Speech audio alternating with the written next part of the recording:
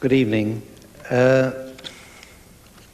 Translators don't normally get to talk very much in public about their work. They are the ghosts of the literary profession, invisible men who put on a mask for a while and pretend to be somebody else. It's a peculiar occupation, especially when the mask you're wearing happens to belong to someone who is as alive as Nabokov was when we worked together. I'm often asked how it was that, apart from Dmitri, I came to be Nabokov's only translator into English. Just a moment. Michael Glenny did a novel much later on. Well, it was, as these things often are, through a series of accidents. I was a graduate student at Columbia at the time, studying Russian literature. I'd found a room with an elderly Russian emigre lady called Anna Fagin on 104th Street. We used to see each other rarely. I told her that I was translating my first book from Russian, a Soviet novel called Cities and Years. And a couple of months later, Anna asked me to dinner. It was a unique invitation. We usually kept very much apart from one another.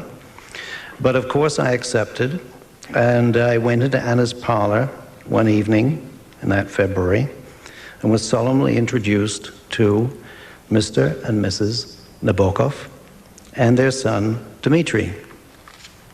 It turned out that Anna Fagin was Vera's cousin. In fact, they had lived in the same apartment in Berlin before Vera's marriage to Nabokov. Anna had been something like an elder sister to Vera, and much later, when Anna was stranded in France, it was Vera and Vladimir who had brought her to this country. I wish I could say that I remember that dinner vividly, but unfortunately it's not true. Actually, almost my chief memory is of Dmitri, who was about my age, uncoiling himself from a deep armchair and towering over me by about 9 inches. Not quite so tall was an Edwardian-looking gentleman with a plummy accent and a slight lisp, who introduced himself as Vladimir. And of course, there was the incomparable Vera, impeccably dressed, I seem to remember, in black, with a head of improbably white and improbably perfectly coiffed hair. The Nabokovs were on their way back from Europe and to Hollywood, where Vladimir was about to tackle the script of Lolita for Stanley Kramer. About a month later, Anna asked me if I would give her a translation of mine to show to Nabokov. It was Chekhov, which is only relevant because of an absurd exchange we got into a little later. Vera wrote back to say that they had no way of checking the Chekhov, but would I translate 3 pages from a novel called The Gift, which I had not then read, from chapter 4, which she assured me was much more difficult than Chekhov. She couldn't have been more right. And it did take me some time to get around to these 3 pages. In due course, I sent the 3 pages to Hollywood, and Vera wrote back that her husband found them, quote, absolutely wonderful. And in fact, they survive in more or less their original form in the printed copy of The Gift today. For a variety of complicated reasons, I went to Montana and then to California that summer. One of the reasons being that I was infatuated with the beatniks and thought that was where I was going to find them.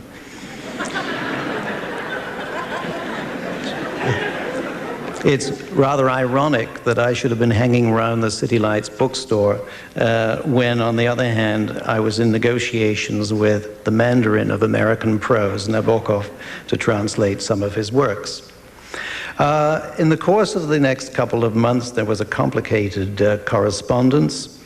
Dmitri was supposed to translate The Gift, but then he was accepted by the opera school in La Scala in Milan and couldn't do it. I was asked to do the rest, then I was asked to do The Defense, then I was asked to do The Gift again.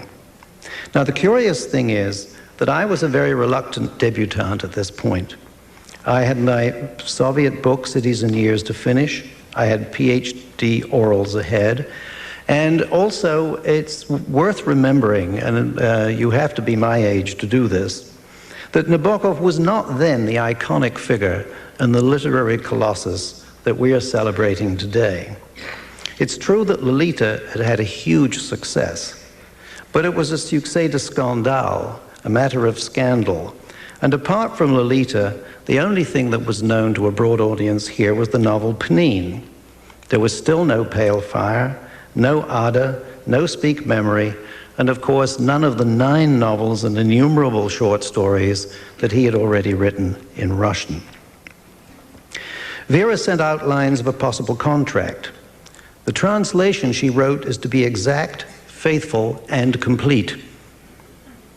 I took umbrage. If this was a legal document, how could anyone define faithful and exact? I wrote back, I would prefer to have these words either faithfully and exactly defined or else deleted.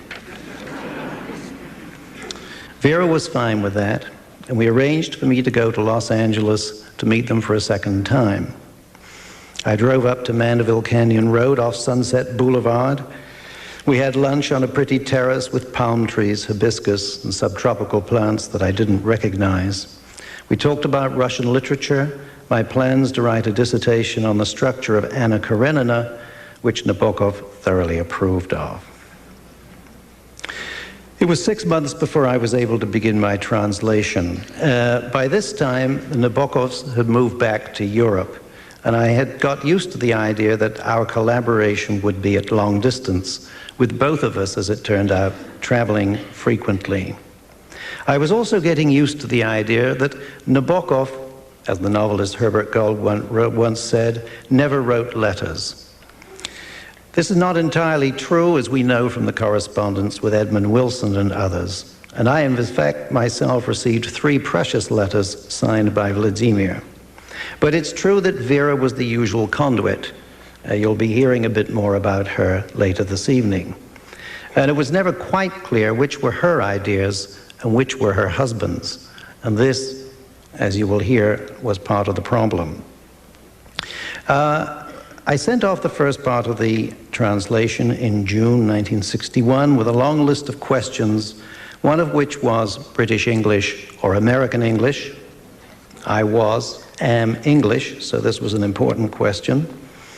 Translation was something that featured rather largely in our correspondence, and I wrote that complete chaos reigns in your translation of Russian characters in chapter 1, particularly in the Russian vowels. Again, this will become relevant a little later. Vera replied to the first question, American English, please, more or less neutral idiom. My husband does not mind if tram and streetcar appear on the same page, but the spelling must be consistent and American. I have to add here that when it came to the correction process, Vladimir changed many of my Anglicisms to Americanisms, but also many of my Americanisms to Anglicisms, so that we ended up in complete disarray. On translation, my husband does not agree with any of the accepted methods. He has evolved one of his own for his book on Pushkin, and she would send me a copy. Nabokov would assent to Konchaev, but he absolutely insists, this is a response to something I had written, on Chekhov, with 1 H. He assures you that it does not matter that Chekhov sounds funny to an Englishman.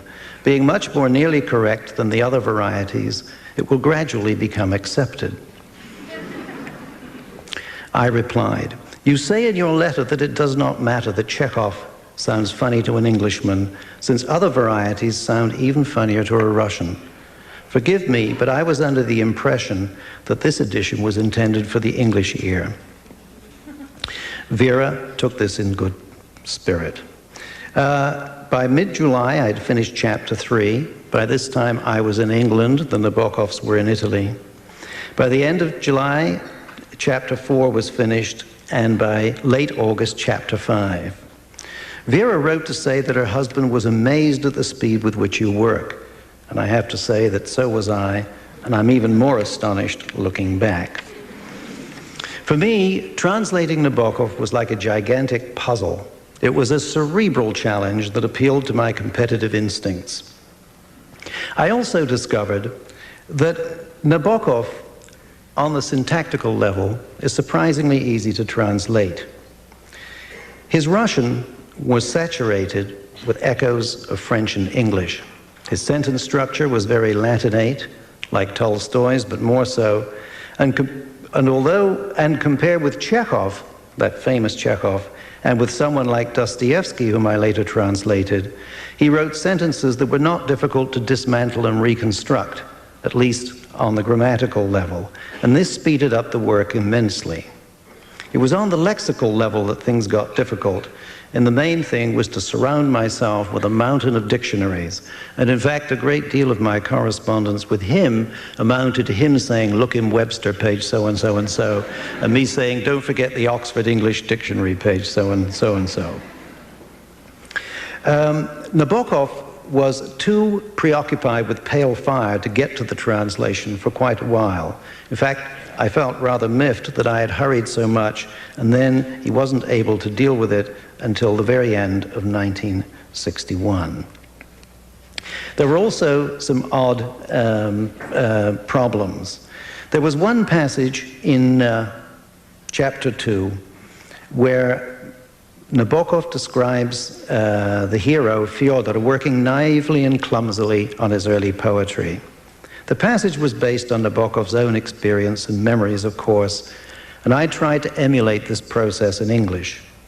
I remembered that in my original sample pages, there had been 3 families called Kiparisov, Paradisov, and Zlatorunny. I had rendered these phonetically, whereupon Nabokov changed them to names derived from Cyprus, Paradise, and Golden Fleece. With that in mind, I went to work on Nabokov's rhymes. Crying, I wrote, immediately suggested lying and dying under sighing pines on a silent night. Waterfall always prompted my muse to recall some long-forgotten ball. Flowers called for hours about bowers which were ours. Chandeliers, cavaliers, grenadiers, and gondoliers suggested 19th century court functions, military splendor and Venetian moonlight, and so on for about a page. I was quite proud of this. Nabokov amended it. Lietucci, flying, immediately grouped tucci, clouds, over the kruci, steeps, of the Žguče, burning desert, and of Nieminuce, inevitable fate, and so on and so forth. Anyone who has seen Nabokov's translation of Yevgeny Onegin will recognize the technique and realize that it was surely more faithful to the original with regard to sense. I couldn't suppress a pang, however, over the loss of all the rhythm, sound, and wordplay. Well, there were problems with butterfly names, mushrooms. I devoted several days to translating 2 pages about a mushroom hunt, only to have them both crossed out completely by Nabokov as being superfluous to his needs. On the other hand, he was very kind and helpful on occasion. I remember him writing in the margin a list of English equivalents for various kinds of light. Glimmer, glow, gleam, shine, twinkle, sparkle, coruscate. And of course, these were very important words in his lexicon. Now, people often ask, why did Nabokov, the author of Pnin, Lolita, Pale Fire, Speak Memory, and so on, even need a translator into English? I asked him myself when I visited him in Los Angeles and was given 2 reasons. First, he needed the time to go on writing original works in English. After all, he was already in his early 60s, and his American English career had really only just begun. The second reason was that he wanted to be spared the temptation of rewriting his early Russian books in his mature style.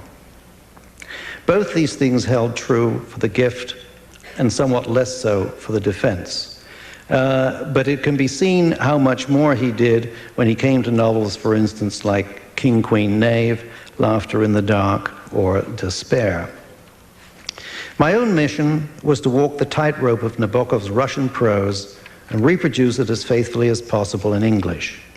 I was expressly forbidden to be creative or to interpret, for that was his prerogative, and Nabokov confirmed it in one of his letters to me in March 1962. Besides correcting direct mistakes, I have dealt with a number of inaccuracies. In a few cases, the changes are meant to simplify or clarify matters, or else they reflect my own predilections of style. I realize quite well that the odd turn of some of your sentences is owing to your desire to be faithful to every detail of the original, as I had asked you to be. And he concluded, the book is very hard to translate, and in many cases you have found clever and elegant solutions. Feeling that this was an emotional softening or breakthrough, and also a letter from him, I took the opportunity to ask a series of questions about other writers who I thought might have influenced him, including the Russian formalists. And I asked him if he'd ever seen the collage that had been made by the French painter Jean Dubuffet out of butterfly wings. His response was succinct. James Joyce, I greatly admire Ulysses. Bialy, Petersburg is one of the 3 or 4 greatest novels of our time. I have never read The Good Soldier. Rob Grillet, best French writer, never read his manifestos. Shklovsky, I seem to remember an essay of his on Onegin. Never met him. What is termed formalism contains certain trends absolutely repulsive to me. Collage of butterfly wings, a ridiculous mutilation. Many months went by in revising The Gift. Meanwhile, Vera had asked me to continue with the defense, and I wrote back saying that yes, I would do it, but I had to reserve some time for writing my dissertation on Anna Karenina. Anna Karenin, please, wrote Vera, welcoming this news of my dissertation. She meant that Karenina in English is logically absurd because it's a feminine. But I dug in my heels. Of course you are right, strictly speaking. But when one has read the book and fallen in love with Anna before knowing the slightest thing about Russian names, it's too late and too difficult to change. Anna came into English literature and into my life as Karenina, and Karenina she will remain. Again, Vera maintained a diplomatic silence. The defense was much shorter and easier than The Gift. The work went very well. I was spending that summer in Brooklyn, Maine, and then my wife and I took off on a vacation, driving across Canada to visit the World's Fair in Seattle. I took the manuscript with me because the Nabokovs too were on vacation and I didn't know where they were. Once we reached Seattle, I got some letters from Vera and prepared to send off the rest of the translation. At this point, my relations with Vera and Vladimir were extremely cordial. We'd still not managed to meet to discuss translations in person. They had tried to see me on a flying visit to New York in June, but we had already left. We had discussed the prospect of me translating many more of Nabokov's novels, and I thought that I had a job for half a lifetime. Feeling extremely pleased with myself, I mailed the balance of the defense from a small town with the unlikely name of Walla Walla in the state of Washington, and added an innocent postscript that we were in Walla Walla waiting to watch a rodeo. Vera wrote back, "It was nice to hear you have had so much fun from your trip to the West. I hope, though, that you hated the rodeo as much as we did.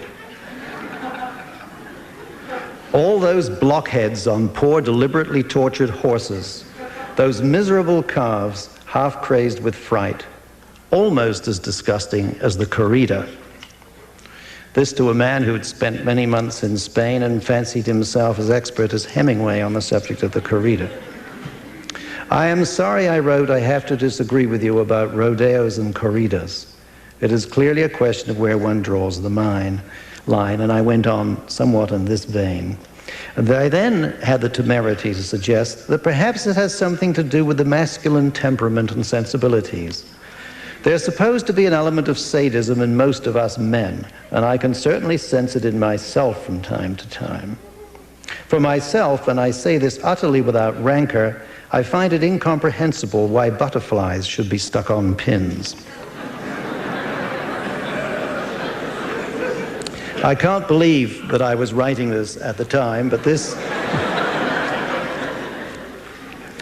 Vera wrote back, "Cruelty is probably the worst evil that exists and ever existed in the world, and in my opinion should be combated vigorously, both within and without. And sadism is the worst form of cruelty. Yes, my husband is with me in this appraisal. By the way, you don't think, do you, that anyone in his right mind would be sticking pins into live butterflies?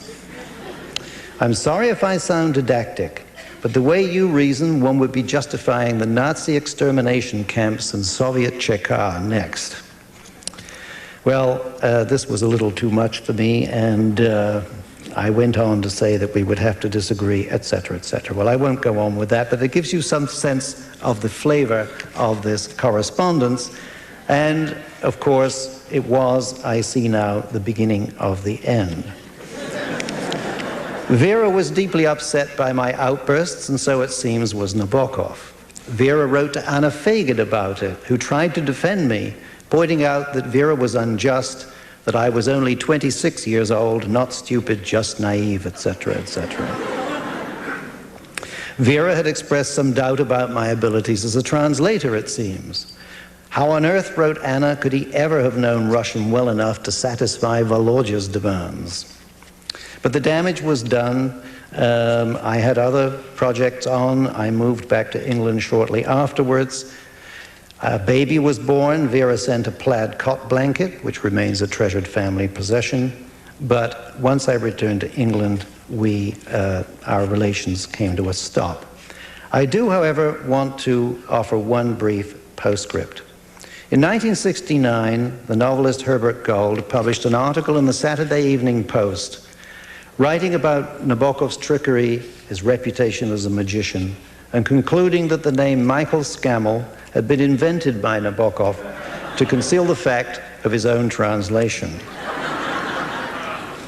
It was obviously an anagram.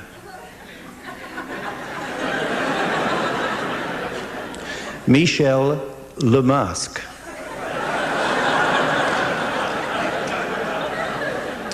Well, it was too much to be deprived of my own personality at this point. And it so happened that I had just finished translating an awful novel that I did, I have to confess, for the money, called 1,000 Illusions, by a Soviet writer called Valery Tarsis. I wasn't happy to be associated with this novel, and since the title invited playfulness, I decided to name the translator Michel le Masque. So the man in the mask had his own mask now. It was nice to think that the supreme master of masks and disguises was indirectly responsible for inventing not me, but for a wholly mythical translator of Tarsus. And the best thing was, he never knew it. Thank you.